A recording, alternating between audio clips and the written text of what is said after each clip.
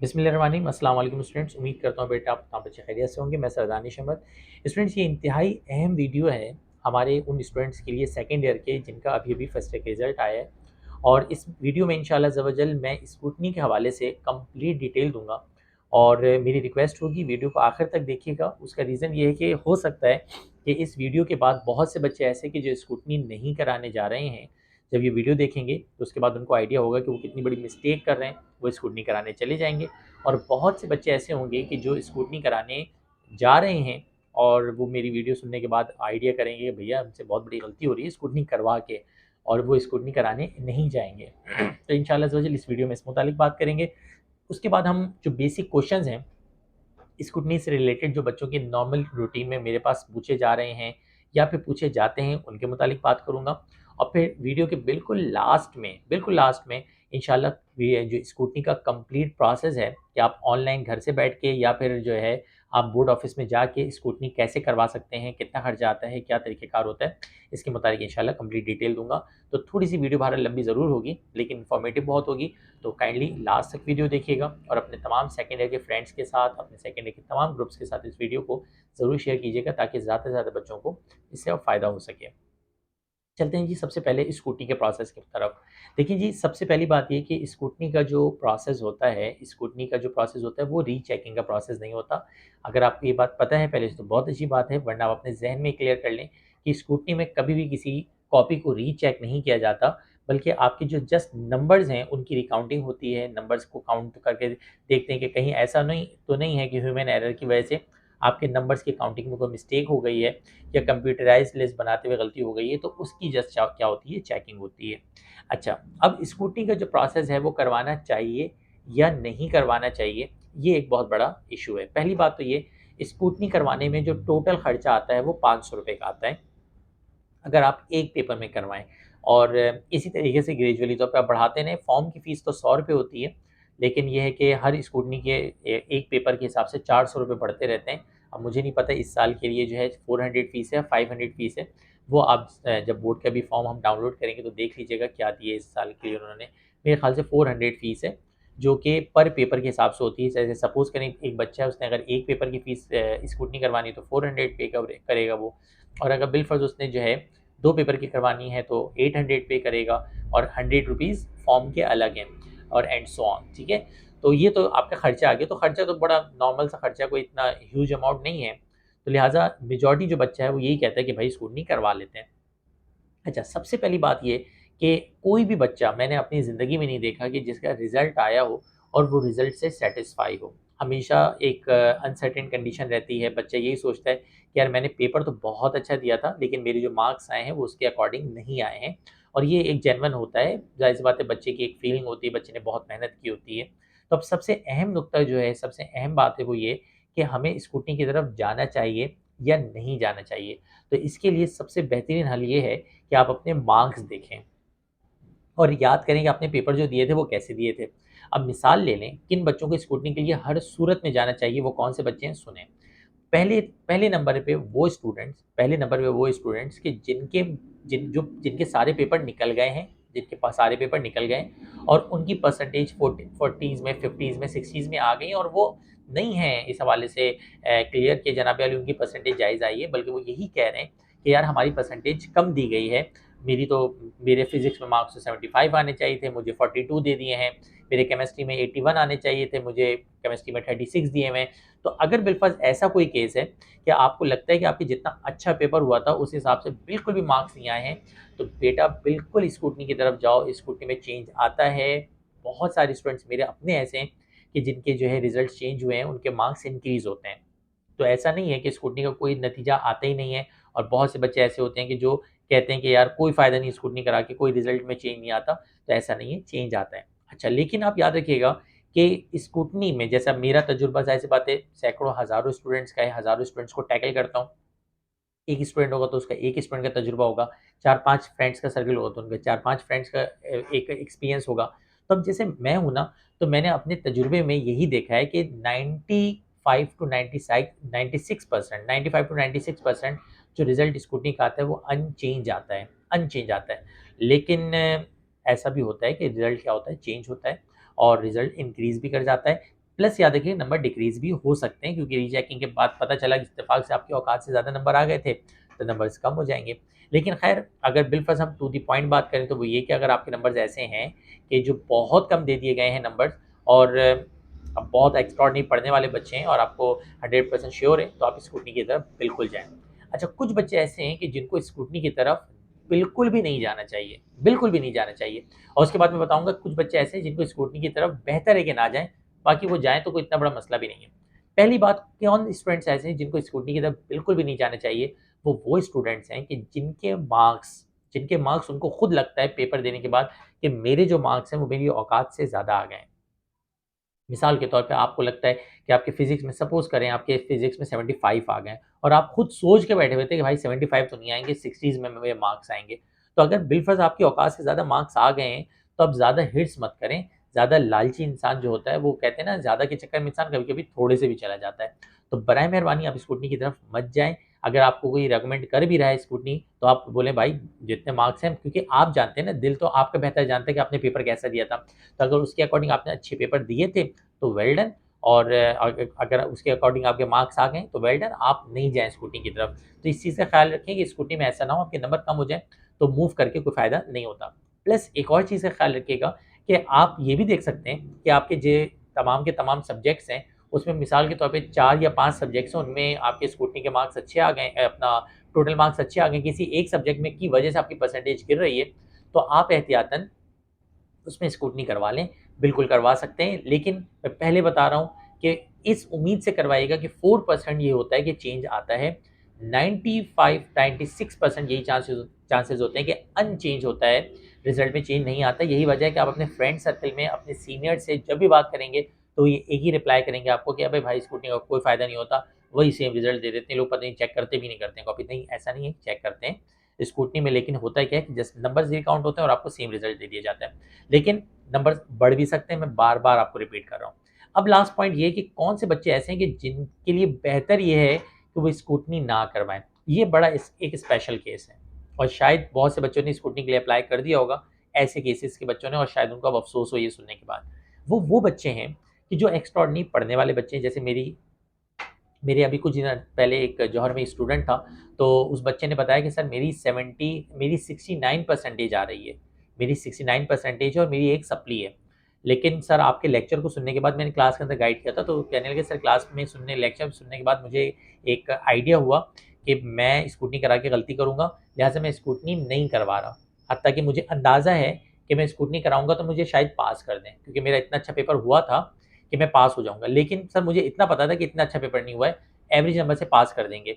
तो यहाँ पे अगर बिलफ़र्ज़ आप रिलैक्स होके सोचें तो उस बच्चे ने 69 मार्क्स के साथ रिलैक्स होके अपनी सप्ली एक्सेप्ट कर ली। उसका रीज़न ये है, वो बहुत ओवर स्मार्ट बच्चा है। उसका रीज़न ये है कि जब उस बच्चे को पता है कि मैं सप्ली दे के आराम से 15-16% इंक्रीज़ कर सकता हूँ, अभी वो स्क्रूटनी के लिए अप्लाई कर दे।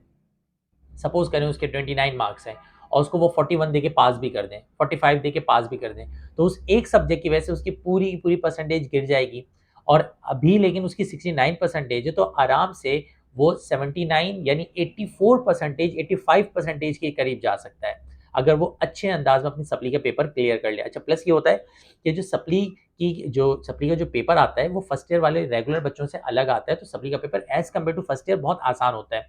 प्लस पुरानी बुक से पेपर आएगा, तो तैयारी जो आपके पास सॉरी, अगर बिलफ़र्ज़ आपने न्यू बुक पढ़ी तो न्यू बुक से और अगर पुरानी बुक पढ़ी तो पुरानी बुक से, यानी जो बुक आपने पढ़ी है उसी बुक से पेपर आएगा। तो आपने वो बुक 1 साल ऑलरेडी पढ़ी हुई है, जब इस साल 4-5 महीने पढ़ेंगे तो आप और अच्छे नंबर लेने की कंडीशन में होंगे।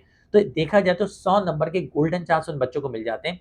तो मेरी रिकमेंडेशन ये होती है, ये मेरी रिकमेंडेशन है, मैं कोई ऐसा नहीं कह रहा कि ऐसा असूल है कोई या ऐसा कोई रूल है कि ऐसा कर ही नहीं सकते, ना भाई, आप जाएँ स्क्रूटनी करवाएँ। लेकिन मैं अगर आपकी जगह पे हूँ और मेरे A1 ग्रेड बनने के चांसेज़ हों और एक सप्ली हो मेरे, तो मैं एक सप्ली रहने दूँगा और फर्स्ट ईयर के साथ उसको क्लियर करके, जिसमें याद रखिएगा साल ज़ाया नहीं होता। सप्ली के साथ जो-जो बच्चे जिन बच्चों की फर्स्ट ईयर में सप्ली लगी है, तो जब वो सेकंड ईयर के साथ पेपर देंगे तो उनका साल ज़ाया नहीं होगा, उनका किसी भी रिस्पेक्टेबल फ़ील्ड में, किसी भी यूनिवर्सिटी में एडमिशन हो सकता है, ठीक है? कंडीशनल तरीके से। तो ये आपके पास ज़हन में रखें कि उन बच्चों को तो स्क्रूटनी करवानी ही नहीं चाहिए और वो ना करवाएँ तो बेहतर है। किनको नहीं करवानी चाहिए ये भी मैंने बता दिया और वो बच्चे कि जिनको स्क्रूटनी बिल्कुल करवानी चाहिए, वो स्टूडेंट्स हैं कि जो जो 100% श्योर है कि यार मेरे नंबर आ गए हैं कम इस सब्जेक्ट में और आ नहीं सकते, तो बेटा 1000 रुपये को मत देखें, 500 रुपये को मत देखें, ज़रूर स्कूटनी की तरफ जाएँ। बहुत से बच्चे मैंने ऐसे अपने देखे हैं कि जो जिनके नंबर्स क्या हुए हैं, इंक्रीज़ हुए हैं। ऐसे-ऐसे वाक़यात हैं स्कूटनी से रिलेटेड कि अगर मैं सुनाऊँ तो ये वीडियो काफ़ी लंबी हो जाएगी। इस वजह से बस मैं इतना बता रहा हूँ कि मार्क्स बहुत से बच्चों के इंक्रीज़ भी होते हैं। अल्लाह का नाम लें, दुआ करें, अपनी वालिदा से दुआ कराएँ और आप स्कूटनी की तरफ चले जाएँ। हो सकता है आपके मार्क्स इंक्रीज़ हो जाएँ, हो सकता है आपके मार्क्स इंक्रीज़ होके आपकी परसेंटेज इम्प्रूव कर जाए और आपको एडवांटेज हो जाए। अच्छा, अब चलते हैं स्कूटनी के लास्ट में प्रोसेस की तरफ। स्कूटनी में फ़ायदा होता है, नहीं होता है, ये सारी मेरे ख़्याल से मेजर जितने भी जवाबात हैं, वो मैंने आपको दे दिए हैं। अगर कोई जवाब रहता है या सवाल रहता है, तो आप कमेंट बॉक्स में कीजिएगा। अगर कोई पॉसिबल टाइम हो, तो उसके मुतालिक वीडियो बन जाएगी।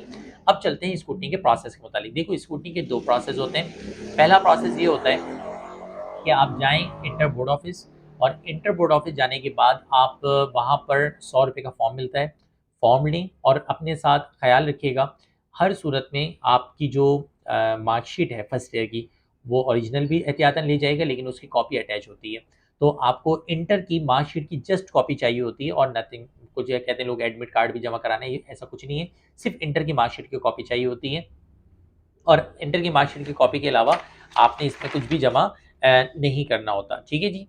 तो सेकंड ये कि आप इंटर की मार्कशीट की कॉपी लेके चले जाएँ और उसको इंटर बोर्ड ऑफिस में ₹100 का फॉर्म लें, उस फॉर्म को फिल करें, सामने ही साथ में ही इंटर बोर्ड ऑफिस के अंदर ही बैंक डिपार्टमेंट मौजूद है, वहाँ किसी भी बैंक में जाएँ, वाउचर बनवाएँ, वाउचर बनवाने के बाद उसको अपने फॉर्म के साथ अटैच करें और बैंक में ही जमा करवा दें। अब मुझे नहीं पता कि ये हो सकता है काउंटर वगैरह में भी हो, लेकिन किसी से पूछेंगे भाई मुझे स्कूटनी का फॉर्म जमा करवाना है, तो वो आपको बता देंगे भाई इस लाइन में चले जाएँ, इस गेट पे चले जाएँ या इस रूम में चले जाएँ और वहाँ आपका स्कूटनी का फॉर्म जमा हो जाएगा। कोई इतना मुश्किल प्रोसेस नहीं होता। लेकिन मैं आपको एक रिकमेंडेशन या एक मशवरा और एक सजेशन दे रहा हूँ और वो सजेशन मेरी ये है कि आप स्कूटनी का जो प्रोसेस है पहले कोशिश करें ऑनलाइन करके चले जाएँ। उसका रीज़न ये है और उसके फ़ायदा ये है कि आप वहाँ की ख्वारी से बच जाएँगे। अच्छा, बातों-बातों में मुझे एक चीज़ बड़ी इम्पोर्टेंट याद आ गई और वो ये कि अपनी स्कूटनी का प्रोसेस किसी भी बच्चे को वहाँ पे किसी भी एजेंट को मत दीजिएगा।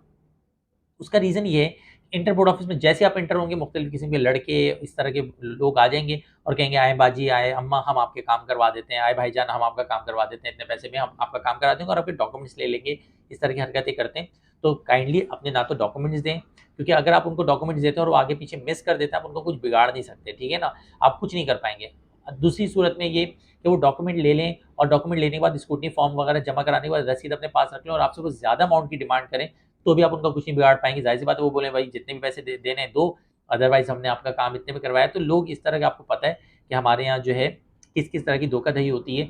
तो बराए मेहरबानी अपना प्रोसेस खुद करें क्योंकि बहुत सिंपल प्रोसेस है। आप अपने एक दोस्त को लेके चले जाएँ, रिक्शे पे बैठें, ₹250-300 दें, इंटर बोर्ड ऑफिस जाएँ, यूँ करके आपकी स्कूटनी का काम हो जाएगा, वो इतना लंबा प्रोसेस नहीं है। आइए प्रोसेस पे चलते हैं। जो सबसे आसान प्रोसेस है वो ऑनलाइन है कि आप पहले अपना फॉर्म और वाउचर वगैरह ऑनलाइन कर लें और फॉर्म रेडी करके जाएँ। डायरेक्ट इंटर बोर्ड ऑफिस में अपनी गाड़ी, अपनी बाइक, अपना रिक्शा रुकवाएँ। इंटर बोर्ड ऑफिस के अंदर पता करें कि यार स्कूटनी के मैं प्री मेडिकल के स्टूडेंट हूँ या प्री इंजीनियरिंग या कंप्यूटर साइंस के स्टूडेंट हूँ। इसके जो फॉर्म्स हैं स्कूटनी के कहाँ जमा हो रहे हैं और आप वहाँ जाके जमा करवा दें। अब मैं बताता हूँ आपको ऑनलाइन प्रोसेस। ऑनलाइन प्रोसेस में सबसे पहले आप गूगल की तरफ जाएँगे। अब थोड़ा-सा मैं आपको अपने सिस्टम पे दिखा देता हूँ चीज़ें। तो जी चलते हैं। अच्छा, सबसे सिंपल प्रोसेस है। अच्छा, ये करने से फ़ायदा ये होगा कि आप इंटर बोर्ड के अंदर जो इतनी ख्वारी होती है उससे बच जाएँगे। आप सिंपली काम करें कि जी आपने गूगल पे जाना है और गूगल पे जाके BIEK लिखना है, ठीक है जी? BIEK लिखेंगे, इंटर बोर्ड की ऑफ़िशियल वेबसाइट आ जाएगी, सामने आप क्लिक करेंगे। क्लिक करने के बाद ये चाचा आपको नज़र आ रहे हैं, ये चेयरमैन इंटर बोर्ड ऑफ़िस है। अच्छा जी, आप नीचे आएँगे, नीचे है आपके पास जो मुख्तलिफ़ किस्म के एक आपको ऑप्शन मिलेगा जिसमें फॉर्म्स के मामलात होंगे और जितने भी आपके पास फॉर्म्स होते हैं वो आप वहाँ से डाउनलोड कर सकते हैं। तो यहाँ पे देखिए डाउनलोड फॉर्म्स का एक ऑप्शन आ रहा है। आप इस डाउनलोड फॉर्म्स के ऑप्शन पे क्लिक करेंगे, थोड़ा-सा नीचे आएँगे राइट साइड पे देखिए यहाँ पे बहुत सारे फॉर्म्स मौजूद हैं। तो यहाँ पे आप जाएँगे स्कूटनी का ये आ गया स्कूटनी फॉर्म, ठीक है? स्कूटनी फॉर्म पे जाने के बाद आप सिंपली क्या काम करेंगे कि ये scrutiny form with UBL voucher print on legal size, आप इस पे चले जाएँगे। अच्छा, अब यहाँ पे जाने के बाद आपके पास 2 ऑप्शंस हैं।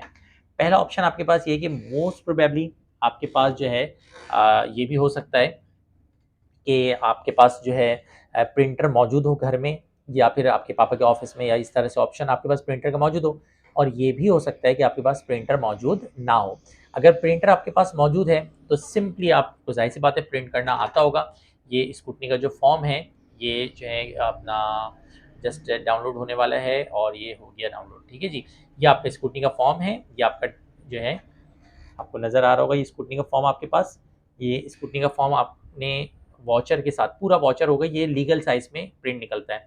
तो आप यहाँ से अपना इसको कंट्रोल प्लस पी दबा के सिंपली प्रिंट कर लेंगे। ठीक है जी। अच्छा, एक तो ऑप्शन ये है। दूसरा ऑप्शन आपके पास ये है कि सर हमारे घर में प्रिंटर नहीं है, तो इसका भी एक आसान तरीन हल है। ₹10 या 15 या ₹20 मेरे ख़्याल से इलाके में हर की जगह दुकान होती है और वो ₹20 ₹25 में या मेरे ख़्याल से ₹20-25 में प्रिंट निकाल के दे देते हैं।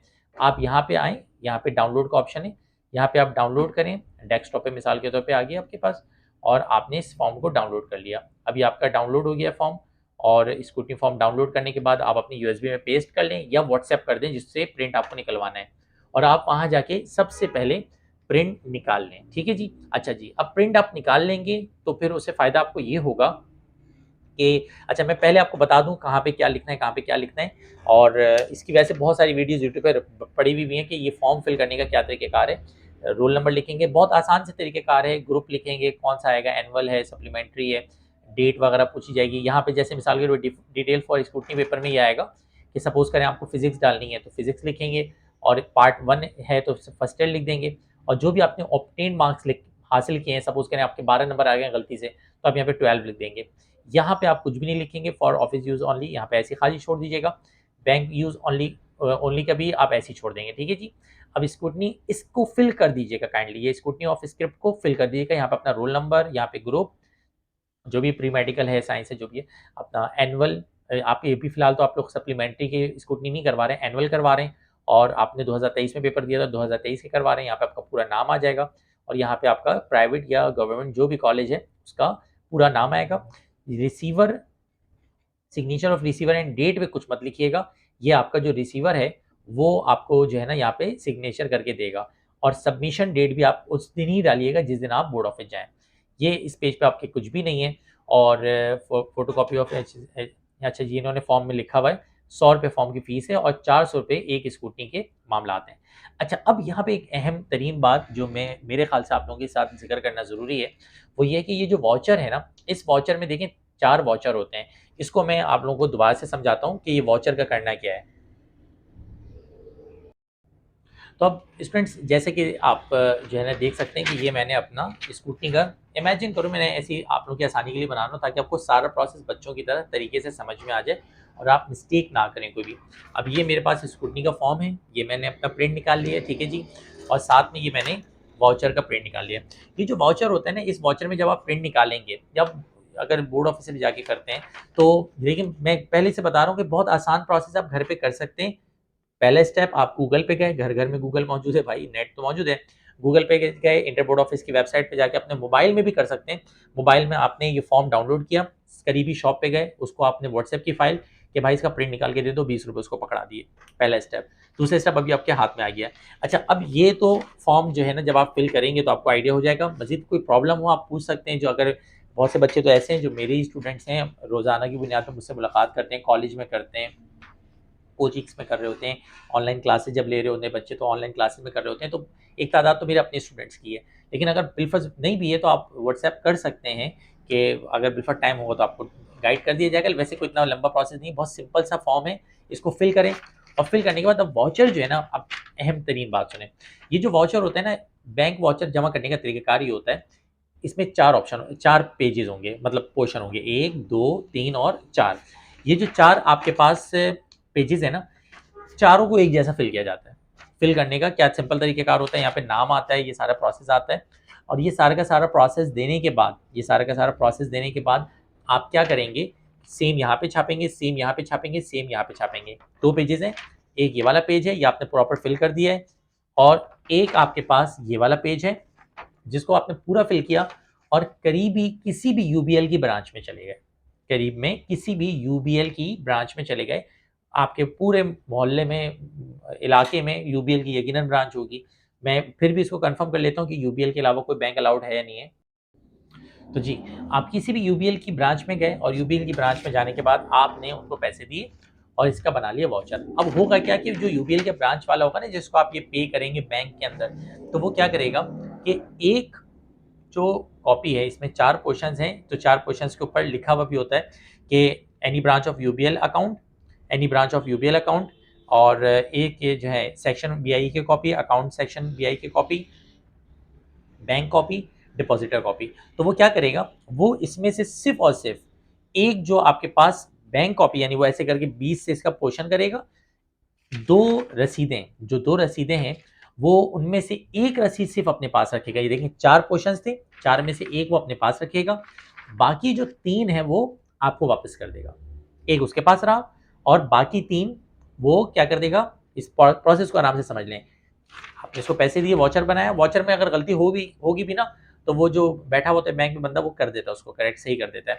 लेकिन वो सिर्फ एक इसमें से पोर्शन अपने पास रखेगा, 3 आपको दे देगा। जो 3 वो आपको देगा उसमें से एक होगी स्टूडेंट कॉपी, प्लस एक चीज़ का ख्याल रखिएगा कि यूबीएल के किसी भी ब्रांच में अगर करवा रहे हैं तो वो रसीद देते हैं, कंप्यूटराइज्ड एक रसीद देते हैं।